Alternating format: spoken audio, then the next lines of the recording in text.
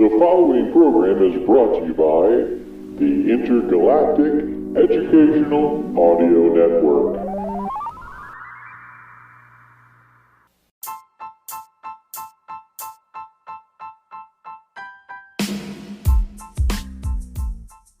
Hi, how are you? It's Lee Mueller.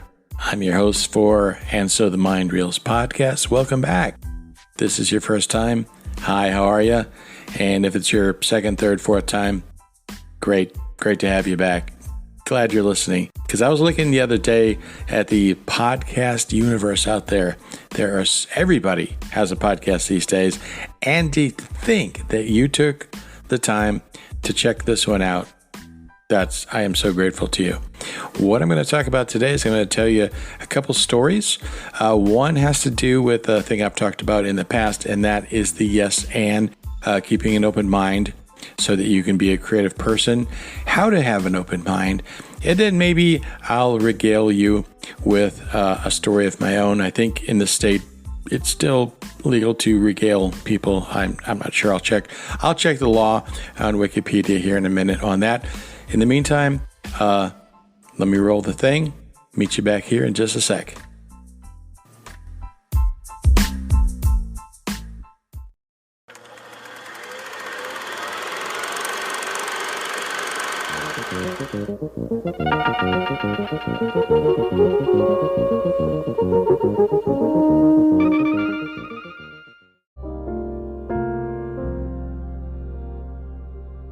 Okay, yeah, I checked online and regaling is still pretty much legal.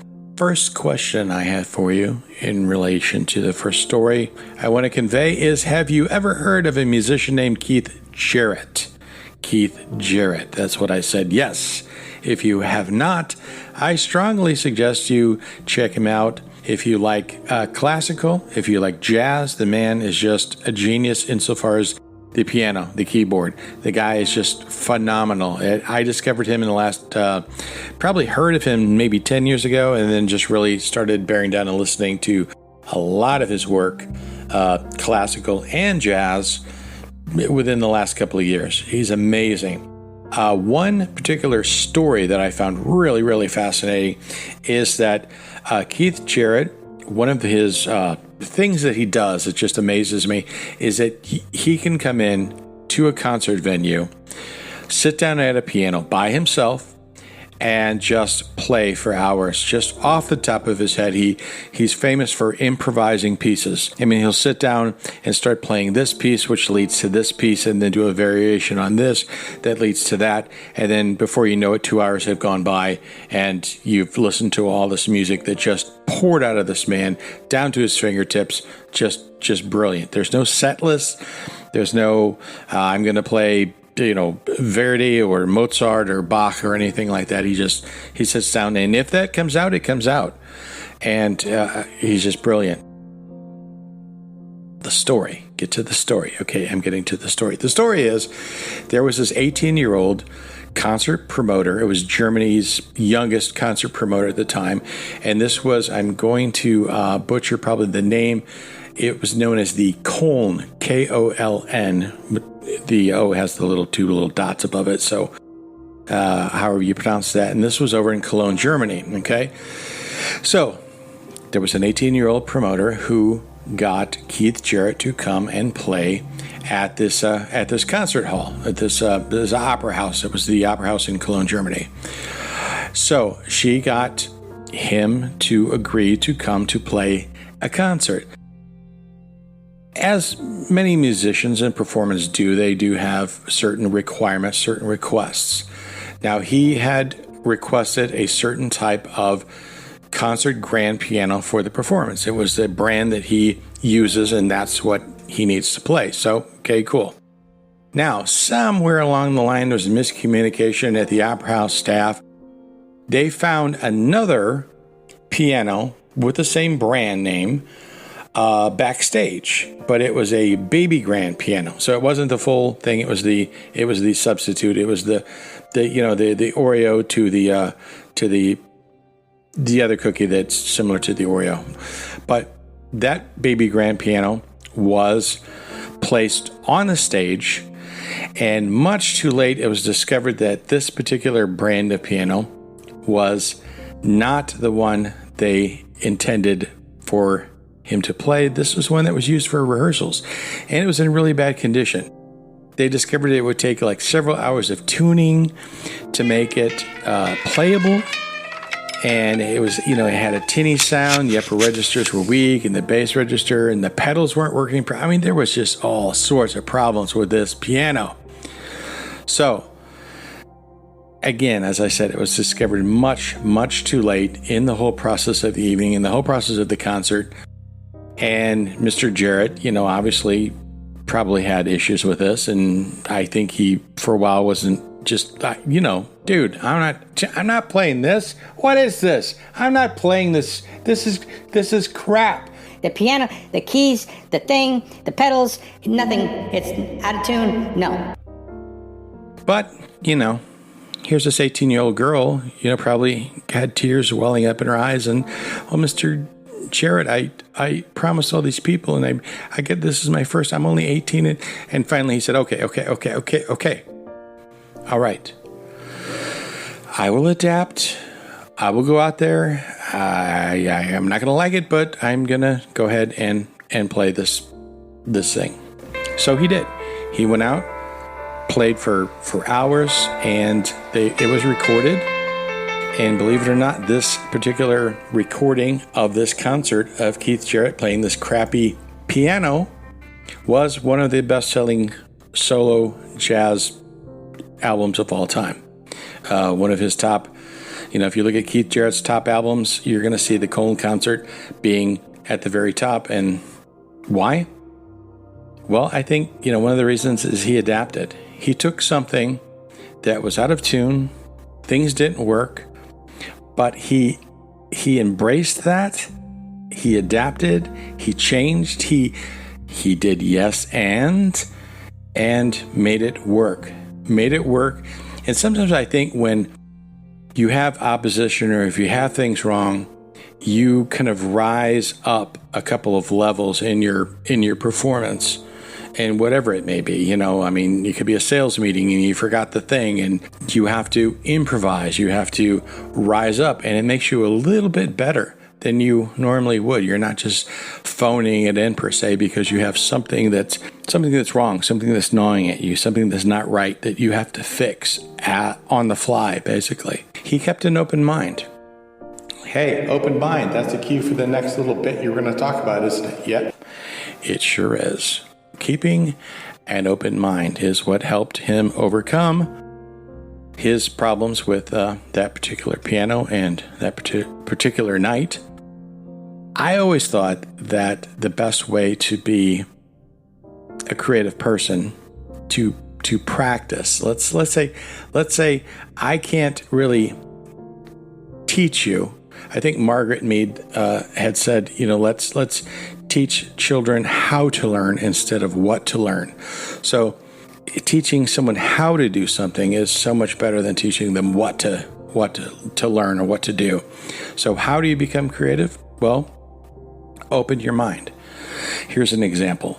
I knew a person, this was many years ago, who was looking for something to watch, looking for something to read, something to entice them to different things. So what I did is to say, I see that you kind of read all the top 40 stuff, the bestsellers. Here's something that's really kind of different and out of the way. I think at the time it was Slaughterhouse-Five by Kurt Vonnegut, which is, bizarre for anybody that's used to a straight narrative. And I lent it to them. And maybe a month went by and I saw the person again and it's like, oh, so yeah, hey, did you read that book I lent you? Yeah, I had issues with the character. I really didn't like his demeanor, and I just didn't like the character, so I just couldn't read it. Okay. You understand that, that is a character in a book and it's written a certain way to convey a certain feeling, to convey a certain thing. If you don't like that person because they say a certain thing or act a certain way, you're kind of closing the gap. You're kind of closing your mind to something. Nothing is going to come in. I've had other people who didn't like something because the character swore, or the character drank, or the character treated someone poorly. It's like, you do realize the narrative, the plot line, the person who created this, who wrote this, did this intentionally, because maybe the person who had a substance abuse problems or had a anger issue, they're resolving it at the end. So they have to set it up at the beginning. And if you bail on them because, that person, I just didn't like the way they talked. Okay, well, maybe that was set up that way for a reason.